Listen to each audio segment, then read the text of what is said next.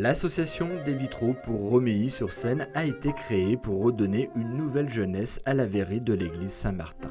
Les vitraux d'origine étaient en mauvais état, leur rénovation permettra de promouvoir l'attrait touristique de l'église et de la ville. Il y avait des chutes de pierre, de verre, les meneaux étaient abîmés. Donc un jour, j'ai décidé d'aller voir le maire de Romilly, M. Éric Villemain, et on a visité l'église ensemble et il s'est rendu compte de la situation.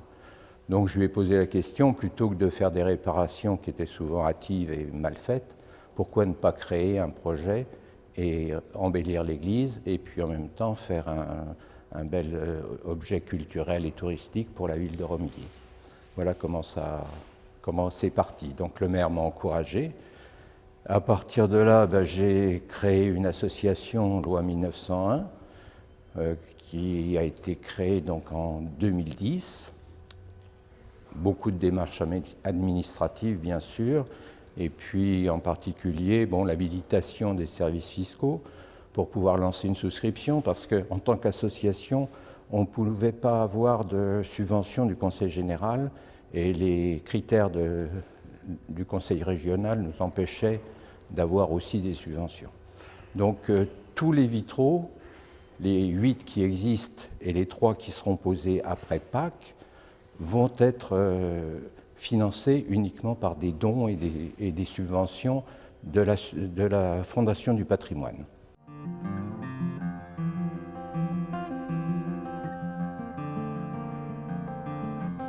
Donc on a lancé une souscription. À l'époque, les gens me traitaient un petit peu de fou. Heureusement, j'ai eu des soutiens importants. Et donc, grâce à des dons de particuliers, pas mal de particuliers, d'entreprises aussi, Club Service, le Rotary par exemple, on a pu mettre sur pied donc, le financement de ces vitraux. En mars 2011, l'association lance un appel à concours. La rénovation a pour thème l'eau et la lumière. En octobre, c'est le verrier Joël Maunes, originaire de Lyon, qui est retenu. Sa réponse au projet Un arc-en-ciel. D'abord, en fait, c'est une recherche personnelle, si vous voulez, de la manière de réaliser des vitraux, c'est-à-dire une structure de dessin assez simple. Les baies sont monochromes et c'est d'avoir un ensemble de baies, chacune d'une couleur particulière. C'est l'ensemble qui fait l'arc-en-ciel.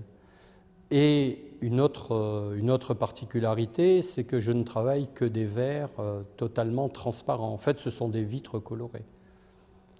Alors, dans mon travail, il y a une recherche, je dirais, de simplicité dans la technique. Je n'irai pas jusqu'au minimalisme, mais pratiquement. Et pour ce qui est de la couleur, c'est justement d'associer toute la gamme, le spectre coloré, afin de recréer la lumière blanche dans l'église. Même si le travail de ce verrier se veut moderne, Joël Maunes a gardé l'esprit de l'église.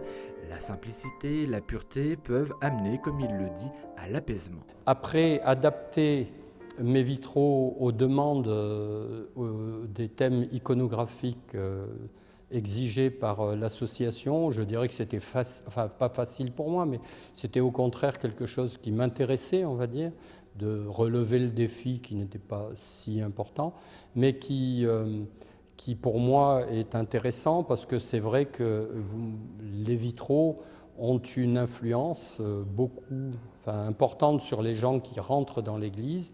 Et l'idée, comme je dis, c'était de créer des vitraux simples, clairs et apaisants, je ne sais pas si on veut dire ça comme ça, et qui peuvent interpeller le visiteur et peut-être après l'amener à découvrir autre chose, le symbolisme, etc.